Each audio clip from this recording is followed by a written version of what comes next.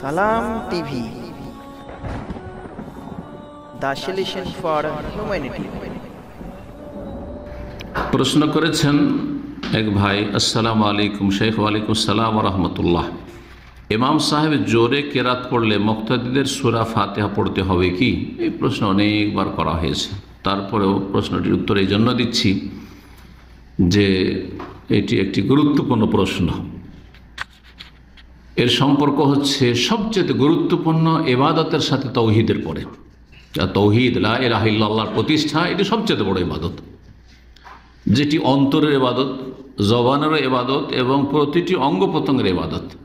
তৌহিদটা যে ইবাদত আমাদের দেশের মানুষরা বুঝে না, কিন্তু তৌহিদ মানে আল্লাহর একত্ব প্রতিষ্ঠা করা, অন্তরে আল্লাহ এক ও একক বিশ্বাস করা, জবানে আল্লাহ এক ও একক, তার কোনো শরিক নেই, ওয়াহদাহু লা শারীকা লাহ, এ কথার স্বীকৃতি দেওয়া, শাহাদাত দেওয়া, আশহাদু আল্লা ইলাহা ইল্লাল্লাহ, জি, ওয়া আশহাদু আন্না মুহাম্মাদান রাসূলুল্লাহ, এই যে শাহাদাত, এবং জীবনের প্রতিটি ক্ষেত্রে অঙ্গ প্রত্যঙ্গ দ্বারা যাবতীয় ইবাদত বন্দেগীর মাধ্যমে আল্লাহর তৌহিদ, একত্ব প্রতিষ্ঠা করা। সালাত পড়বেন কার জন্য? এক আল্লাহর জন্য। সিয়াম রোজা রাখবেন কার জন্য? এক আল্লাহর জন্য। যাকাত দেবেন কার জন্য? আল্লাহর জন্য। সাদকা দান খায়রাত করবেন কার জন্য? আল্লাহর জন্য। দিনের জ্ঞান অর্জন করে ইলম শিখবেন কার জন্য?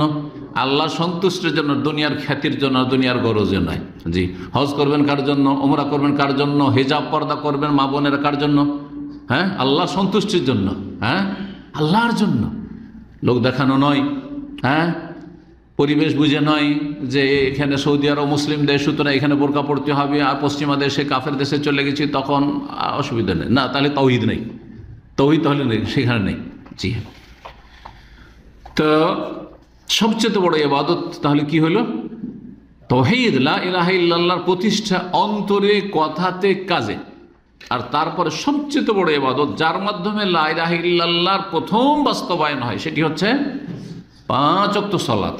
শুধু সালাত বললে হবে না, কারণ প্রত্যেক মুসলিম নামাজ পড়ে, আরে কিছু তো পড়ে, 2টা ঈদ তো পড়ে, কিছু ঈদ পড়া মুসলমান আছে, তাই না? জুমা পড়া মুসলমান তো অনেক আছে, তাই না?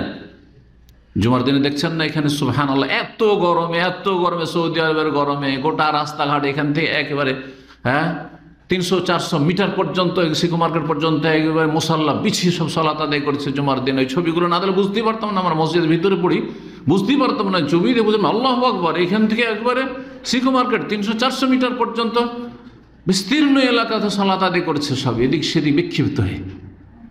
কিন্তু তাদেরকে বলা আরামে এসে এসির ভিতরে 5 ওয়াক্ত সালাত পড়েন। আরে বাবা, আপনি জুমাটা পড়লেন, তো আসরটা পড়েন, মাগরিব পড়েন, এশা পড়েন, ফজর পড়েন, বলছেন না না ওগুলো তো নেই, জুমা পড়ে মুসলমান থাকবো। জাহালত, অজ্ঞতা, আসলে অজ্ঞতা, গাফিলতি, অজ্ঞতা, জাহালত আর উদাসীনতা, আল গাফলা, উদাসীনতা, উদাসীন, বেপরোয়া। আল্লাহ হিদায়াত দান করেন। তো লা ইলাহা ইল্লাল্লাহর বাস্তব প্রমাণ হচ্ছে 5 ওয়াক্ত সালাত। আল্লাহ ছাড়া আমার মাবুদ নেই, আর প্রথম ইবাদত আমি প্রকাশ করছি এই 5 ওয়াক্ত নামাজ পড়ে। শুধু নামাজ বললে হবে না, কি নামাজ? 5 ওয়াক্ত নামাজ। জি। তো আর নামাজ শুদ্ধ হওয়া নির্ভর করছে কিসের ওপর? নামাজের শর্তগুলির ওপর। শর্ত ঠিক থাকতে হবে। নামাজের রোকনগুলির ওপর, কোনগুলি ফরজ এবং নামাজের পিলার। নামাজের ওয়াজিবগুলির ওপর, কোনগুলি ওয়াজিব। আর তারপরে সুন্নতগুলি। সুন্নত যত ঠিকভাবে পালন করবেন পুরোপুরি, তত বেশি নেকি পাবেন। কিন্তু ওয়াজিব আর ফরজ ছুটে গেলে তার সালাত হবে না। তো সূরা ফাতিহা পড়ার বিষয়টি অত্যন্ত গুরুত্বপূর্ণ। সূরাতুল ফাতিহার 14টি বা তারও বেশি নাম রয়েছে। তার একটি হচ্ছে সূরাতুস সালাহ, সূরা আস-সালাহ, সালাত, সালাতের সূরা। জি। সহিহ মুসলিমের হাদিস হয়েছে, কাসামতুস সালাতা বাইনি ওয়া বাইনা আবদি। আমি, আল্লাহ বলছেন হাদিসে কুদসিতে, যে আমি সালাতকে ভাগ করে দিয়েছি আমার এবং বান্দার মাঝে 2 ভাগে, নিসফাইনে, হাফ হাফ করে ভাগ করে দিয়েছি। তো সালাত ভাগ করেছি কেমন? সালাত থেকে ভাগ আছে 2 রাকাত তোমার আর 2 রাকাত আল্লাহ, এমনটা আছে। তো সালাত মানে সূরাতুল ফাতিহা। সূরা ফাতিহাকে 2 ভাগে ভাগ করে দিয়েছি। অর্ধেক বান্দার, মানে অর্ধেকে বান্দা নিজের প্রয়োজন চায়, আর অর্ধেকে আমার গুণগান করে। তো সূরা ফাতিহা কয়টি আয়াত আছে?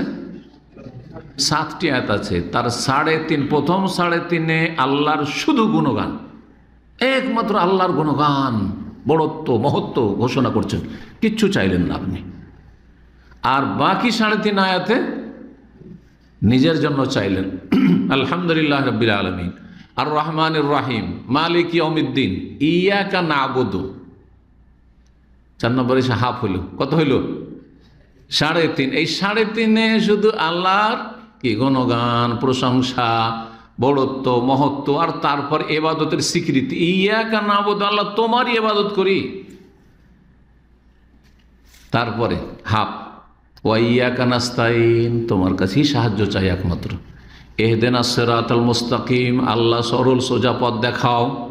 সিরাতাল্লাযিনা আনআমতা আলাইহিম, ওদের পথ যাদেরকে তুমি পুরস্কৃত করেছো, নেয়ামত দান করেছো। গায়রিল মাগদুবি আলাইহিম ওয়ালাদ-দাল্লিন, কয়টা হইল? এদিকে 3.5 হইল। যাদের উপর গজব হয়েছে তাদের পথ নয়, যারা পথভ্রষ্ট গুমরাহ তাদের পথ নয়, দল্লিন যারা তাদের পথ নয়। ইহুদিদের পথে নিয়ে যেও না, খ্রিস্টানদের পথে নিয়ে যেও না। আমরা ইহুদিদের অনুকরণ না করি, খ্রিস্টানদের অনুকরণ না করি। যদি প্রশ্ন উত্তর এখানে বলে নিই যে সুতরাং হ্যাপি নিউ ইয়ার, নববর্ষ পালন করা, ইংরেজি হোক আর বাংলায় হোক আর আরবিতেই হোক, ভালো করে শুনে রাখবেন। মুহররম মাস শুরু হচ্ছে, হ্যাঁ, আল আমুল জদীদ পালন করছে, জানুয়ারি শুরু হতে যাচ্ছে, হ্যাঁ, আগামী রাত্রে থেকে কত যে পাপ হবে, আর কত যে কুফরি হবে, আর কত শারাব আর জেনা ব্যভিচার হবে এই নিউ ইয়ারে। আল্লাহর জমিনে কত যে পাপ করবে পাপিষ্টরা।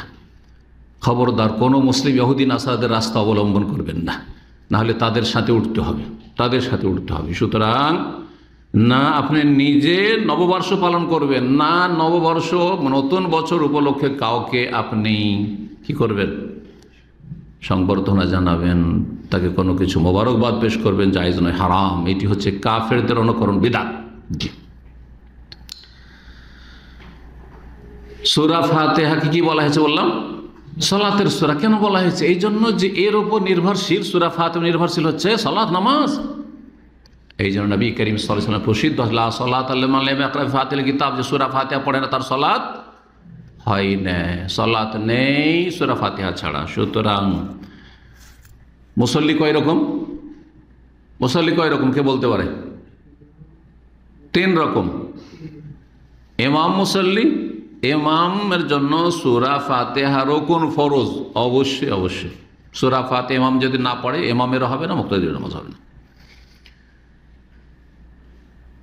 দ্বিতীয় নামাজি হচ্ছে একাকী নামাজি, মুনফারিদ, একাকী একা একা নামাজ পড়ছেন, তাহলে সূরা ফাতিহা পড়া ফরজ, রুকুন না পড়লে হবে না।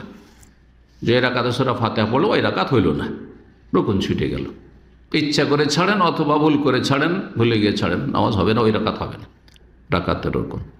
বাকি থাকলো তৃতীয় রকম মুসল্লি, তা হচ্ছে মুক্তাদি মুসল্লি। এখন মুক্তাদি সূরা ফাতিহা ইমামের পিছনে পড়বে কি পড়বে না। মুক্তাদির অবস্থা কয়টি? 2টি অবস্থা। একটা হচ্ছে যে ইমামের জোরে তেলাওয়াত চলছে, শুনছে, নাকি আস্তে তেলাওয়াত, বা জোরে হচ্ছে কিন্তু দূরে আছে, শুনতে পায় না। 2টা অবস্থা হলো না? যদি ইমাম আস্তে আস্তে মনে মনে তেলাওয়াত করছে, যা 17 রাকাত মধ্যে কত রাকাতে হয়? 11 রাকাতে হয়। জোহরের 4 মনে মনে ইমাম পড়ছে, ঠিক না? আসরের 4 4 কত হইল? 8 ইমাম মনে মনে পড়ছে। মাগরিবের শেষ 1 রাকাত কত হইল? 9 হইল।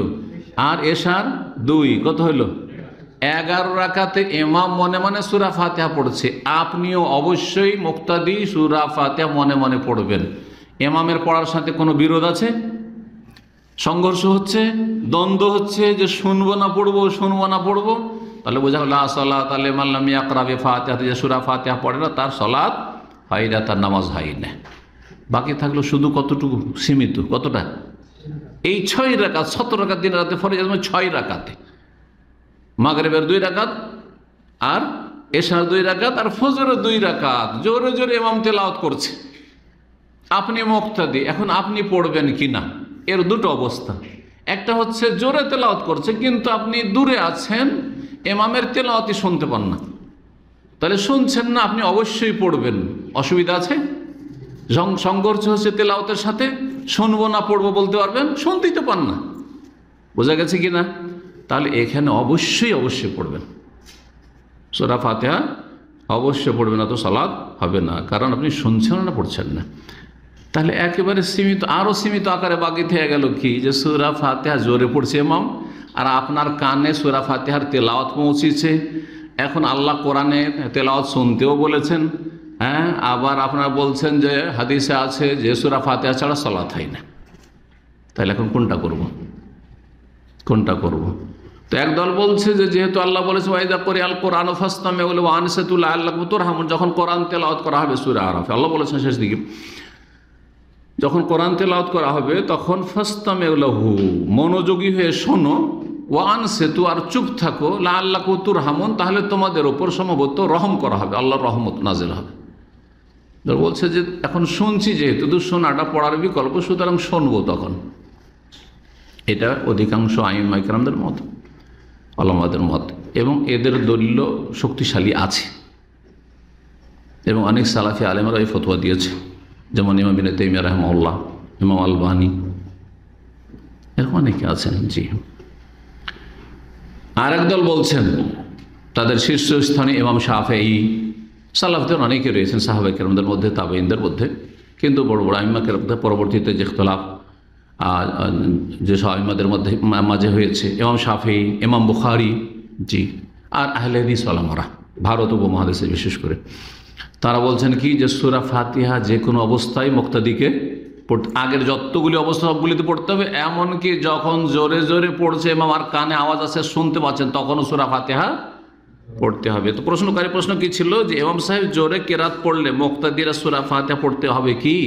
জোরে কেরাত করছে আর শুনছেন না তো অবশ্যই পড়বেন, আর জোরে কেরাত করছে শুনছেন তখন কি করবেন? সেই ক্ষেত্রেও সঠিক হচ্ছে, যদি ইখতিলাফ এখানে শক্তিশালী, দুই দিক থেকে দলিল মজবুত রয়েছে, এক্ষেত্রে বলবো না যে হক আর বাতিল বলবো না, এক্ষেত্রে বলবো রাজি আর মারজু, একটা বেশি শক্তিশালী মনে হচ্ছে আর একটা আমাদের কাছে অত শক্তিশালী নয়, বা একটা বেশি যুক্তিযুক্ত, একটাকে আমরা বেশি প্রাধান্য দিতে পারি, সেটি হচ্ছে সতর্কতামূলক সূরা ফাতিহা পড়ে নেবেন। সতর্কতামূলক সূরা ফাতিহা পড়ে নেবেন, এইখানেও আগে শুনে নেন আর তারপরে আপনি সূরা ফাতিহা পড়তে লাগবে, ওয়ালাদ-দাল্লিন আমিন হলো, তারপরে সূরা ফাতিহা পড়ে নেন, যতটুকু আপনার শোনা বা অন্য সূরা ছুটলো। জি, আল্লাহু আলাম।